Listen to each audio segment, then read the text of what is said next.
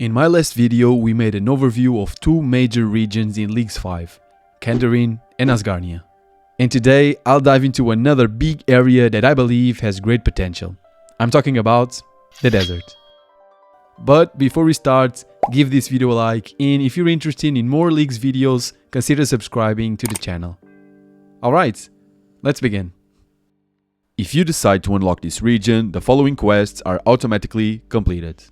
With this quest unlock, we have direct access to Sofnam, carpet rides, and bosses like Leviathan from the Desert Treasure 2.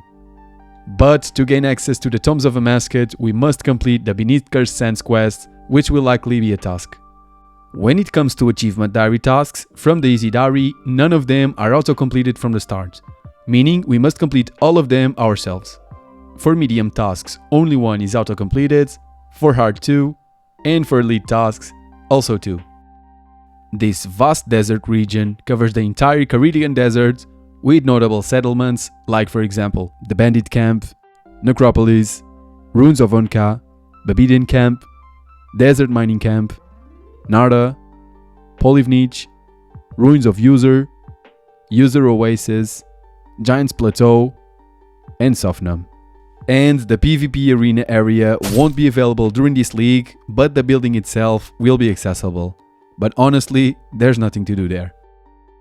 For combat related activities in this area, we have bandits that drop a significant variety of runes and herbs, the Kalphite Queen that drops the Dragon Chain Body, Dragon Two-Handed Swords, Dragon Pickaxe, Jar of Sands, and the Kalphite Queen pets, the Kalphite Princess.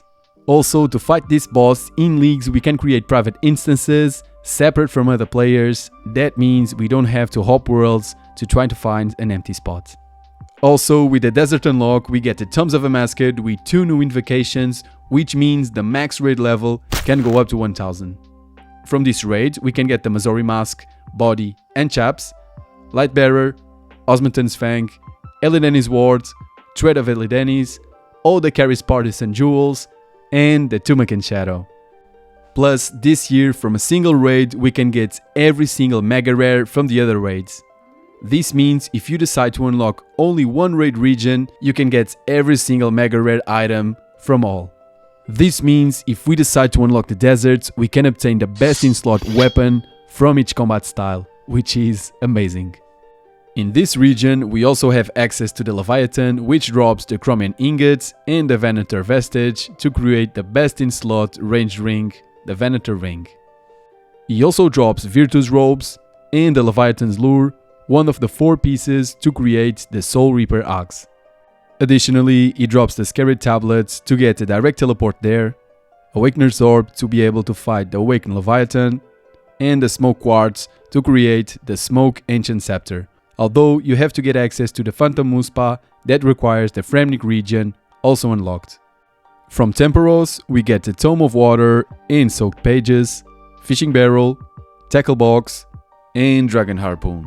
And finally, we also have access to dungeons, like for example the Smoke Dungeon, where we can slay Dust Devils. These can offer a variety of alchable items, runes, and herbs.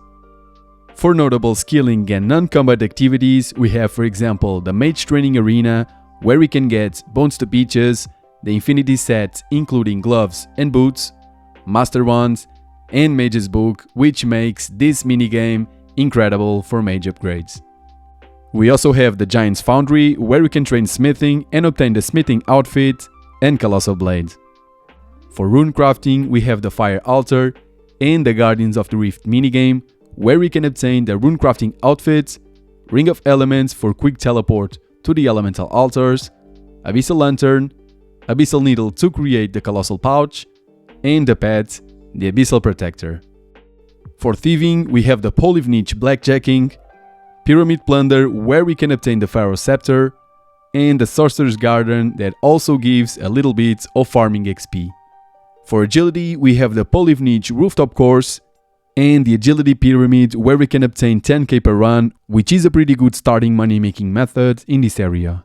For mining, we have the Bandit Camp Quarry, and for other important mentions, we have the Polivnich House Portal, the Elidenis Statuette in Narda that restores hit points, special attack, run energy, prayer points, and gives an additional 7 hit points boost. The sandstorm machine for the fastest way to collect buckets of sand, and finally this lady, Herblore services. For notable shops, we have the Shantai Pass shop that sells various items including desert surviving gear. We also have the Blackjack seller where we can buy Willow Blackjacks, the Reward Guardian shop in the Mage Training Arena where we can trade points for magic upgrades, Ali's Discount Wares where you can find Blackjacks, Elemental Runes and Catalytic Runes after we complete the Rogues Trader mini quest. You can do like me and use the Rundoku solver from Runelight to speed things up. Also we have Nardar's Hunter shop where we can find various Hunter equipment, and the Gem Trader shop where we can find various types of cut and uncut gems. This region definitely has some interesting skilling activities, but most of all, it has crucial gear upgrades, especially because we have access to TOA, which means we can obtain all mega rare items in the game. We can get, for example, full Mazari, Venator Ring and Twisted Bow. This means for ranged gear upgrades, this region becomes the best in my opinion. So if you like what you heard, keep in mind when deciding which region to unlock next. Alright, that's all the information that I wanted to share with you in this little video. I've summarized the main highlights of this fantastic area and I hope it helps you in your decision making. If there's anything you'd like to add, feel free to leave a comment below. I'll keep posting more videos about leagues, so stay tuned. Thank you so much for watching guys, and I'll see you in the next one. Take care.